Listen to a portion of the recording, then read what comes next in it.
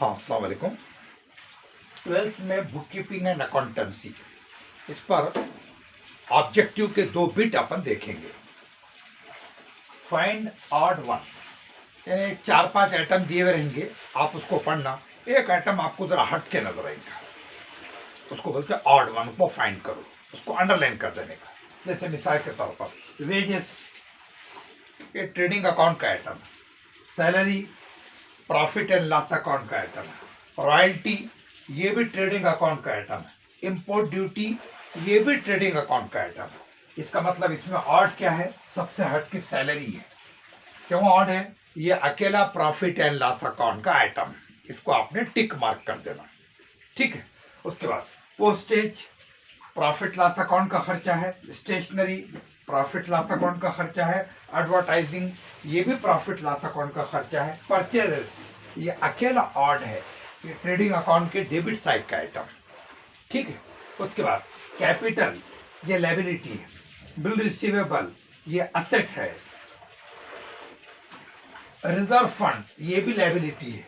Bank overdraft, ये भी liability है। पता ही चला कि सभी लायबिलिटी है। ये बीआर या बिल रिसीवेबल अकेला असेट है, ये ऑड है, इसलिए इसको अंडरलाइन कर दिया हमने। उसके बाद डिस्काउंट रिसीव्ड, रिसीव्ड बोले तो मिला। ये मैंने रिसीव्ड को यहाँ पर जरा शॉर्ट में लिखा, यहाँ पर भी शॉर्ट में लिखा, तो अपने को जगह एडजस्ट करना। डिस्काउंट मिला।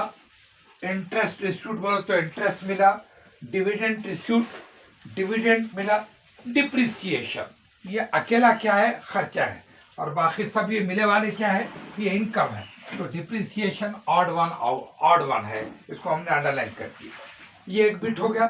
उसके बाद ट्रू और फॉल्स, आपको मालूम है सही है या गलत, पहचान। Number 1, partnership firm is a non trading concern, ये दूसरा बिट शुरू हो गया। पार्टनरशिप जो फर्म है ये नॉन ट्रेडिंग है। याद रखो, बिजनेस 2 टाइप के रहते हैं, एक ट्रेडिंग बिजनेस और दूसरा नॉन ट्रेडिंग। ट्रेडिंग के अंदर नफा कमाना मकसद रहता, नॉन ट्रेडिंग में खिदमत करना मकसद रहता। याद रखो, नॉन ट्रेडिंग यानी जिनका मकसद खिदमत करना नहीं है। मान लीजिए एक हॉस्पिटल है, उन्होंने डॉक्टर देख रहा, दवा दे रहा, एक पेशेंट के ऊपर उनको 100 रुपये खर्चा लग रहा, मगर उन्होंने खाली 10 रुपये ले रहे चिट्ठी निकालने के, तो आप क्या बोलेंगे, ये नॉन ट्रेडिंग है। इस कैटेगरी का हॉस्पिटल है वो, क्यों, तो उनका मकसद क्या है, खिदमत करना। या एक मान लीजिए कि एक स्पोर्ट्स क्लब है, उन्होंने सेलेक्टेड बच्चों को फुटबॉल की ट्रेनिंग दे रहे, हर बच्चे पर महीना उन्होंने 10,000 खर्च रहे, और उनके पास से खाली मेंबरशिप फीस बच्चों के पास से मुख्तसर ले रहे 100 रुपये। तो 100 रुपये ले रहे और 10,000 खर्च रहे, तो आप इसको कोई ट्रेडिंग या नफा कमाने वाला काम नहीं बोल सकते, बल्कि स्पोर्ट्स क्लब के काम को आप क्या बोलेंगे, ये नॉन ट्रेडिंग है, खिदमत करना मकसद है। एक सिंबॉलिक फीस ले रहे हो, खर्चा ज्यादा कर रहे, पैसे कम ले रहे, तो इसको बोलते हैं नॉन ट्रेडिंग। ऐसे कई हॉस्पिटल रहते, स्पोर्ट्स क्लब रहते, जिसको अपन क्या बोलते हैं, नॉन ट्रेडिंग ऑर्गेनाइजेशंस। या फिर एजुकेशन इंस्टीट्यूशंस रहते, तालीमी इदारे रहते, जहाँ पर यह तो फीस ली नहीं जाती, या ली गई तो बहुत कम ली जाती, और उससे बढ़ के उसको सर्विस की जाती, उससे बढ़कर उस पर पैसा खर्च किया जाता। तो ऐसे कई ट्रस्ट रहते है ना। बॉम्बे में ऐसे कई हॉस्पिटल है जहाँ पर लाखों रुपये के ऑपरेशन खाली 10 रुपये की चिट्ठी पे कर लेते। क्या है वो है नॉन ट्रेडिंग, ठीक है। तो नॉन ट्रेडिंग का कंसेप्ट आपको क्लियर हो गया। Partnership is a non trading concept, ये गलत है, इसको आप क्या डालेंगे, ये फॉल्स है। पार्टनरशिप एक ट्रेडिंग कंसर्न का नाम है, ये फॉल्स है, फॉल्स बोले तो गलत। Carriage inward is carriage on purchases, उन्होंने बोला कि माल लाने पर जो पैसा खर्च होता है उसको बोलते, माल खरीदने पर जो पैसा खर्च होता है उसको कैरियज इनवर्ड बोलते। बिल्कुल सही है ये सेकंड जो है ये ट्रू है।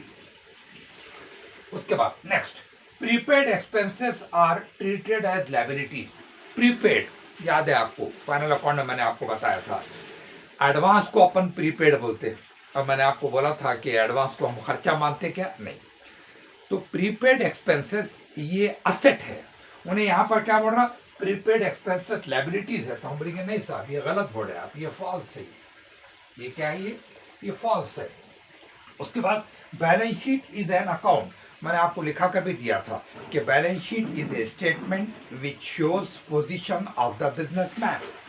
बैलेंस शीट एक स्टेटमेंट है, एक तख्ता है जो बिजनेसमैन की पोजीशन बताता।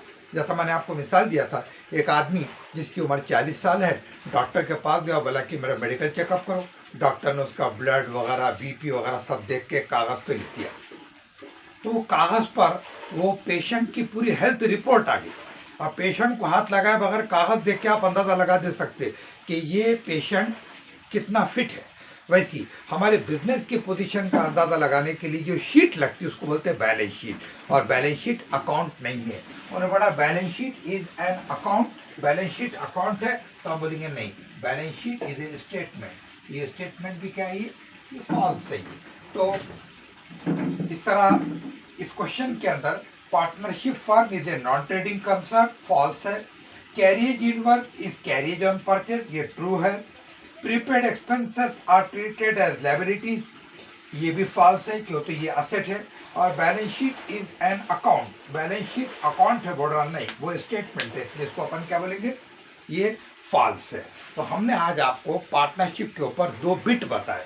एक बिट में क्या रहा, फाइंड ऑड वन, यानी पूरे आइटम पढ़ना, एक आइटम आपको हटके लगेगा। जैसे ये पूरे आइटम में सैलरी हटके है, इसको अंडरलाइन करिए। यहाँ पर परचेजेस हटके है, इसको अंडरलाइन करिए। यहाँ पर बीआर या बिल रिसीवेबल हटके है, इसको अंडरलाइन करिए। यहाँ पर बिल्डिंग, मशीनरी, फर्नीचर, अब देखो आप, बिल्डिंग क्या है, सब असेट है। मशीनरी क्या है, असेट है। फर्नीचर क्या है, असेट है। अकेला बिल पेएबल, बिल पेएबल ये क्या है, लायबिलिटी है, ये ऑड है। अच्छा, डिस्काउंट रिसीव्ड, डिस्काउंट मिला। इंटरेस्ट रिसीव्ड, इंटरेस्ट मिला। डिविडेंड रिसीव्ड, डिविडेंड मिला, ये सब इनकम। डिप्रिसिएशन अकेला ये खर्चा है, तो मैंने इसको अंडरलाइन कर दिया। इस तरह पार्टनरशिप के ऊपर हमने सवालात तो लिए ही लिए, आपको ऑब्जेक्टिव के अंदर भी आपको कॉन्फिडेंस आना चाहिए, बल्कि मैंने 2 अलग अलग किस्म के आपको बिट बता दिया, इस पर भी आपकी नज़र रहना चाहिए। तो क्वेश्चन नंबर 1 जो है वो ऑब्जेक्टिव पर ही रहता है।